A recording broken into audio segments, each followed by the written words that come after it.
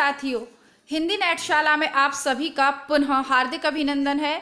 जैसा कि आप सभी जानते हैं, हम तैयारी कर रहे हैं हिंदी की उच्च स्तरीय प्रतियोगी परीक्षाओं की, शिक्षक भर्ती परीक्षाओं की, और उसी तैयारी के क्रम में हम हिंदी के 9वें प्रैक्टिस सेट के रूप में आज सॉल्व करेंगे यूपी टीजीटी का पुराना पेपर। यह हमारी पूरी सीरीज चल रही है जिसके अंतर्गत हम टीजीटी अर्थात सेकंड ग्रेड और पीजीटी अर्थात फर्स्ट ग्रेड की तैयारी कर रहे हैं।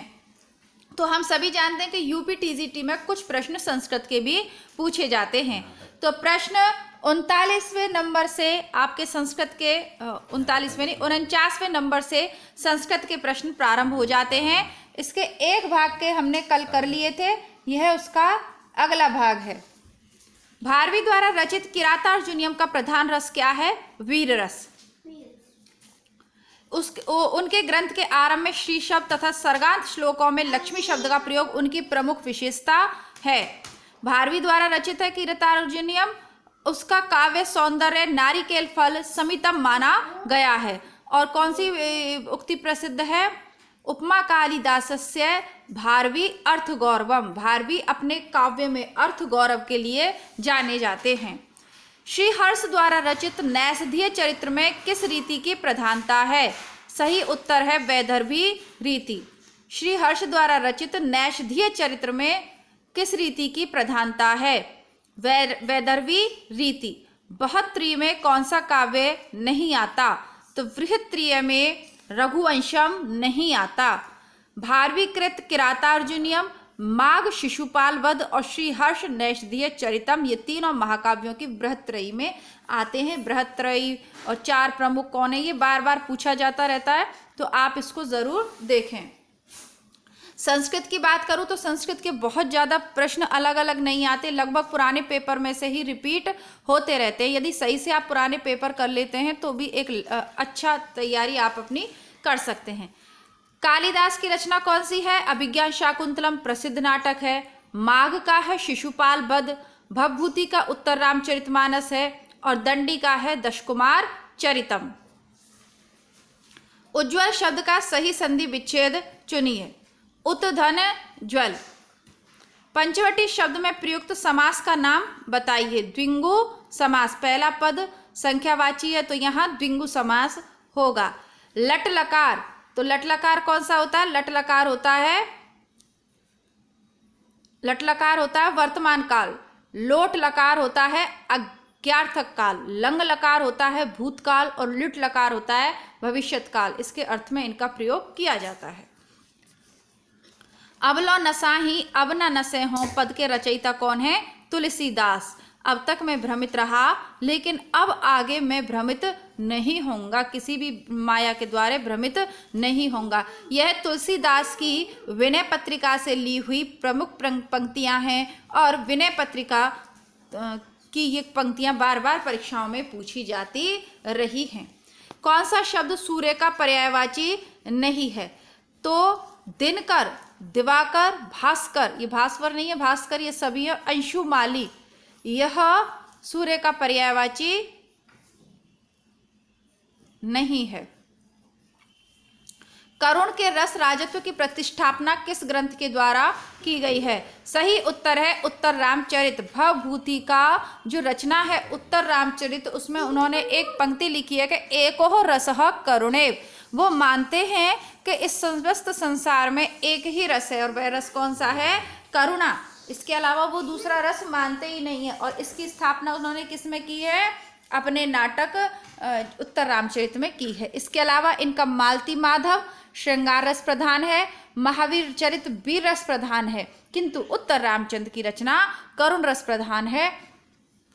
न कांतम अपि निर्भूषम विभाति वनिता मुखम, यह अभिमत किसका है? यह आचार्य भामह का अभिमत है।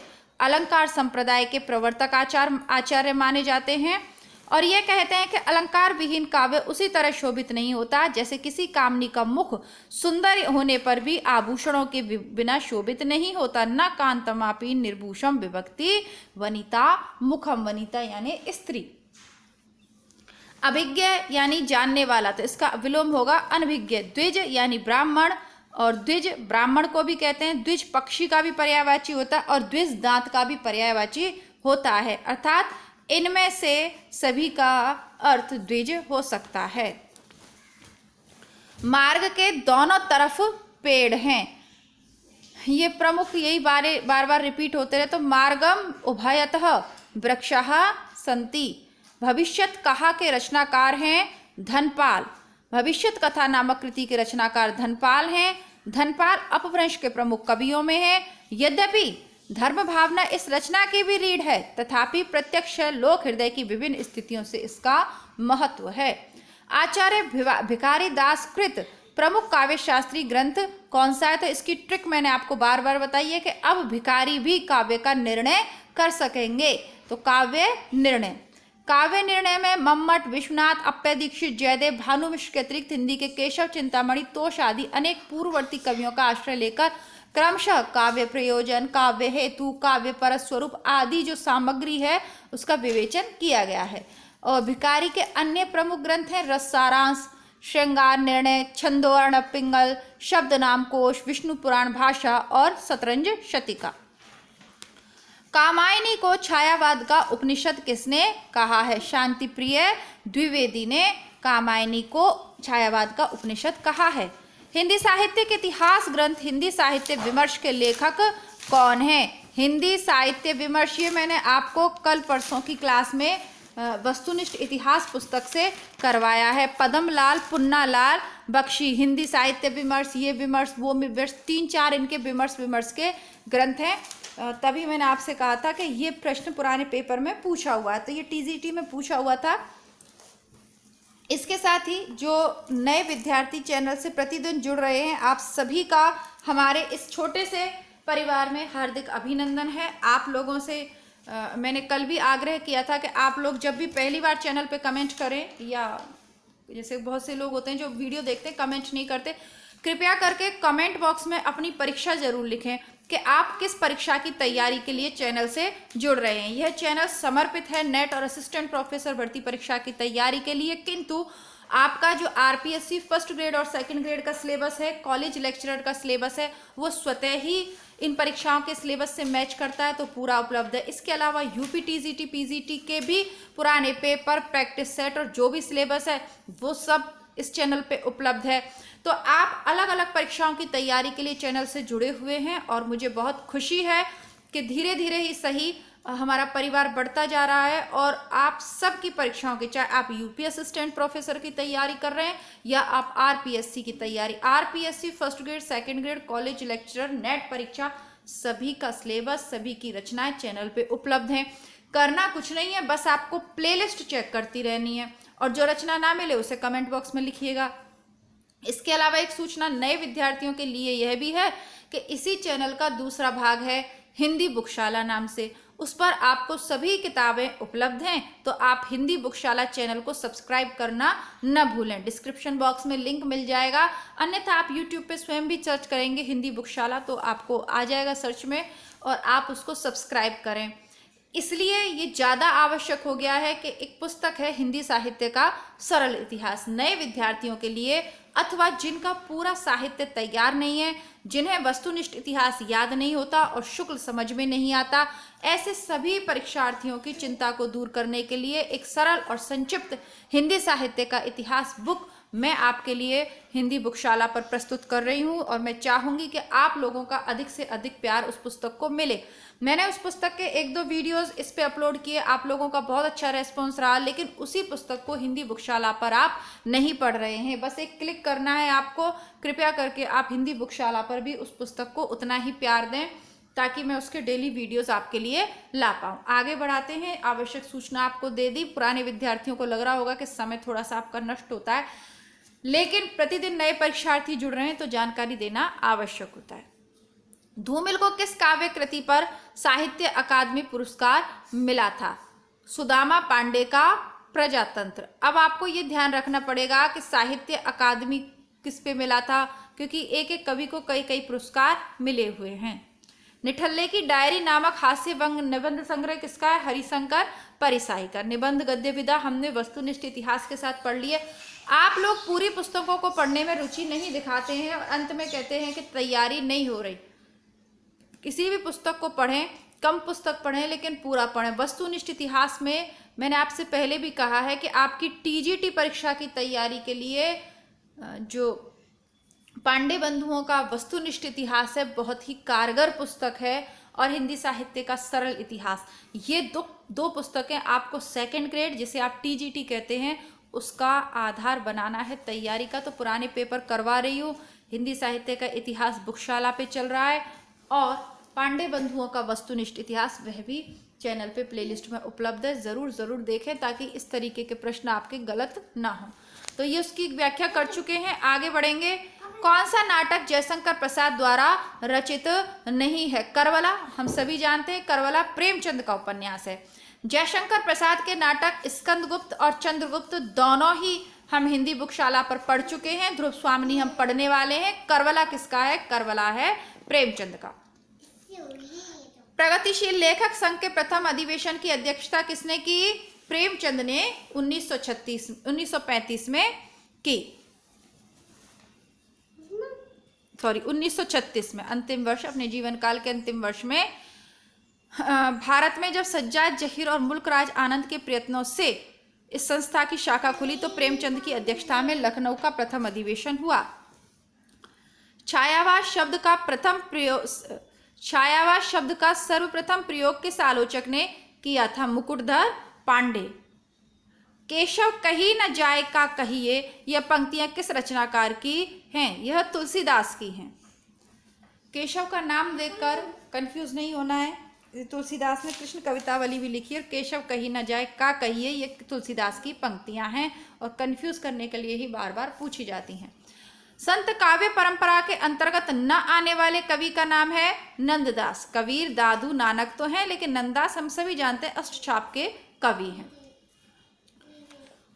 इनको ये टॉपिक हिंदी साहित्य का सरल इतिहास के अंतर्गत कल ही मैंने आपको पढ़ाया है, तो दिखाई मैच करिएगा। रामचंद्र शुक्ल ने कहा है वीर गाथा काल, हजारी प्रसाद द्विवेदी ने कहा है आदिकाल, राहुल संस्कृत्याय ने कहा है सिद्ध सामंत काल, और मिश्र बंधुओं ने कहा है प्रारंभिक काल। ये सभी प्रश्न आपको के उत्तर आपको सरल इतिहास बुक वाली में मिल जाएंगे, बुक में। इत्यादि शब्द का सही संधि विच्छेद है इति धन आदि। यह यण संधि का उदाहरण है।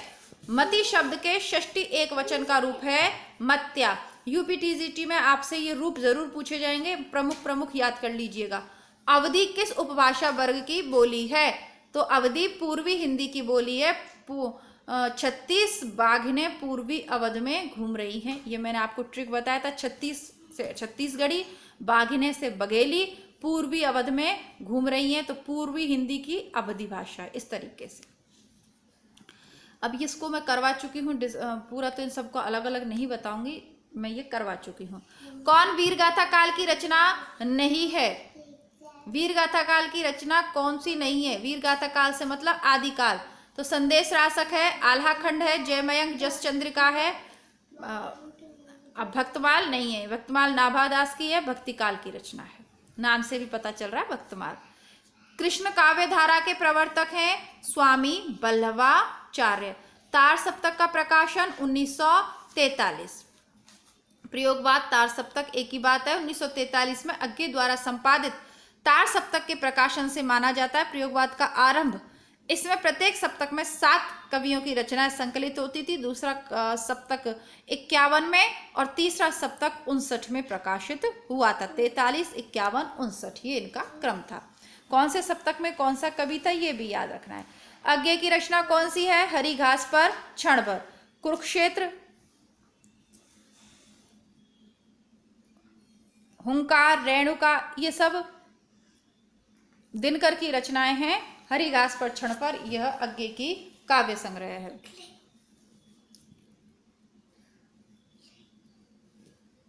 पवनदीत धोई की रचना, पवनदूत धोई की रचना। अब धोई कौन है? इसका पवनदूत का मुझे याद नहीं आ रहा, मैं देख के आपको बता दूंगी। अयोध्या सिंह उपाध्याय हरिओत द्वारा लिखित काव्य ग्रंथ है पथिक, चौखे चौपदे, कनुप्रिया और वासवदत्ता। जाहिर सी बात है चौखे चौपदे और चुभते चौपदे इनकी रचनाएं हैं। पथिक राम नरेश जी की रचना है, कनुप्रिया धर्मवीर भारती की रचना है। नई कहानी पत्रिका का संपादक कौन था? भैरव प्रसाद गुप्त। रामचरितमानस में कितने कांड हैं? 7। नारी तुम केवल श्रद्धा हो, विश्वास रजत नग पक्तल में, किस रचनाकार की पंक्ति है? यह जयशंकर प्रसाद की कामायनी की श्रद्धा सर्ग से ली हुई है और कामायनी का श्रद्धा सर्ग हम पढ़ चुके हैं। नारी तुम केवल श्रद्धा हो, विश्वास रजत नग पगतल में, तुम पीयूष स्रोत सी बहा करो जीवन के सुंदर समरस में। विभावानुभावा व्यभिचारी संयोगाद्रास निष्पत्ति कह को प्रतिपादित किसने किया? भरत मुनि ने। भरत मुनि का प्रसिद्ध सूत्र है और इसी के 4 व्याख्याकार हैं, भट्टनायक, शंकुक, अभिनवगुप्त और लोल्लट। कुवलयानंद के रचयिता कौन है? अप्य दीक्षित। दृग उर्जत टूटत कुटुम जुरत चतुरचित प्रीत, परत गांठ दुर्जन ये दई नई हरित। तो यह असंगति अलंकार का उदाहरण है। बिहारी जी का बिहारी रत्नाकर में, बिहारी सत्सई में लिखा हुआ दोहा है ये। दृग उर्जत, जब आपस में नेत्र मिलते हैं, टूटत कुटुम, नेत्रों के मिलने से कुटुंब टूट रहे हैं। अब भाई जब कोई चीज, 2 चीज परस्पर मिलती है तो जुड़ना चाहिए, लेकिन यहाँ तो नेत्रों के मिलने से परिवार टूट रहे हैं। जुरत चतुर चित प्रीत, और चतुरों के चित्त में प्रीति का जुड़ रही है। परत गांठ दुर्जन, ये जब चतुरों के हृदय जुड़ते हैं तो दुर्जनों के हृदय में गांठ पड़ जाती है। दई नई हरी, तो ये विरोधाभास है, असंगति है, क्योंकि विरोधाभास नहीं है, असंगति है, क्योंकि नैनों के जुड़ने पे तो सब कुछ जुड़ना चाहिए, लेकिन यहाँ टूट रहा है। और जहाँ चतुर्चित्त में प्रीति जुड़नी चाहिए वहीं गांठ पड़ रही है। तो ये कौन सा? असंगति अलंकार का उदाहरण है। आचार्य मम्मट ने काव्य गुण कितने माने हैं? 3। आचार्य मम्मट ने 3 काव्य गुण माने हैं। हिंदी भाषा के उद्भव और विकास का सही क्रम है, आपको कल ही बताया था, संस्कृत, पाली, प्राकृत, अपभ्रंश,